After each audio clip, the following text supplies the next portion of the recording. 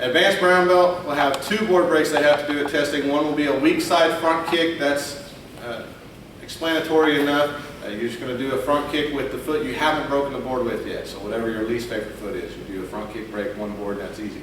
The next board break you have to do is a spin side kick. All right.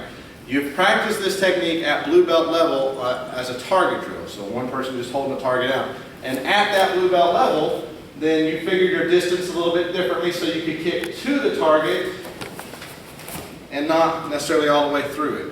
All right, so I was working on accuracy, hitting it in the middle, and I retracted my foot, made it look like a good side kick, the way every side kick should. The board break spin side kick is going to be different. Okay, one thing is I don't kick to it, I kick through it.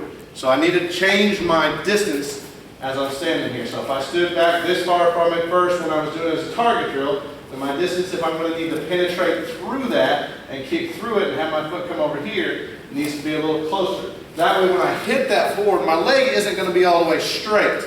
It's still bent and has enough room for me to push past that, to break and penetrate through that. So that's one difference in the board break version of spin side kick versus the target drill version.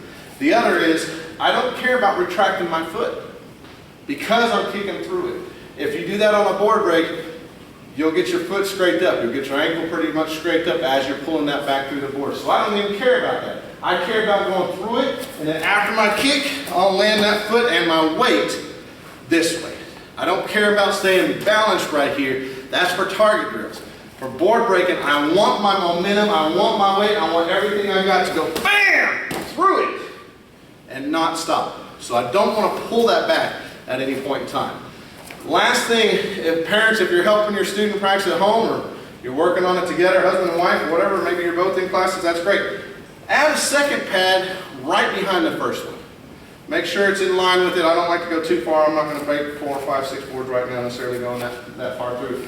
But this now challenges your student to make sure their kick is going straight through. If they can hear it clap both of those targets and you can feel it in your hands hitting both of those, then you know it penetrated the first one, that's good, and you know it stayed on that same trajectory, that same straight line. When I do this drill here, I find some students that kick and their kick goes down. So this kind of gives them a visual, helps show them now at home as they're practicing whether or not they hit both, and mom or dad can feel it as a target holder. You can feel it. If one goes through it, it didn't penetrate through that second one versus that.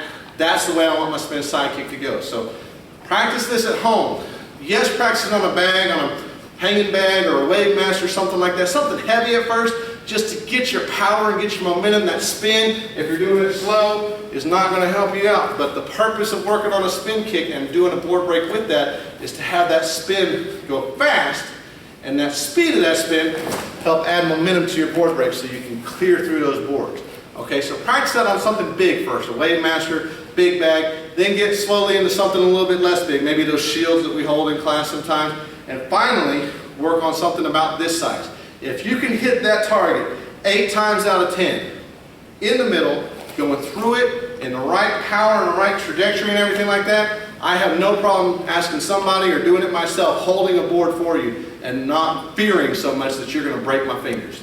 But if you can't hit that 8 times out of 10, you're not ready for board breaking yet. So when this comes up to you and you're an advanced brown belt and this is your cycle, this is your expectation by the end of the cycle, you have 3 months now and you know what you need to be practicing. You need to be practicing this at home.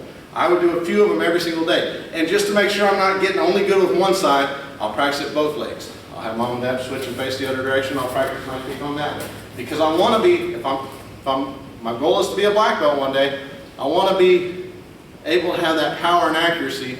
I want to be able to defend myself on both sides of my body. Right leg, right hand, left hand, whatever comes at me, I want to be good at either one. That's why I'm putting these as requirements for your testing, to give you chances to practice breaking with your weak leg. Do one this time this way and one this time that way. It's because we don't want to just be only good on one side. So that's advanced brown belt, spin side kick as a board break.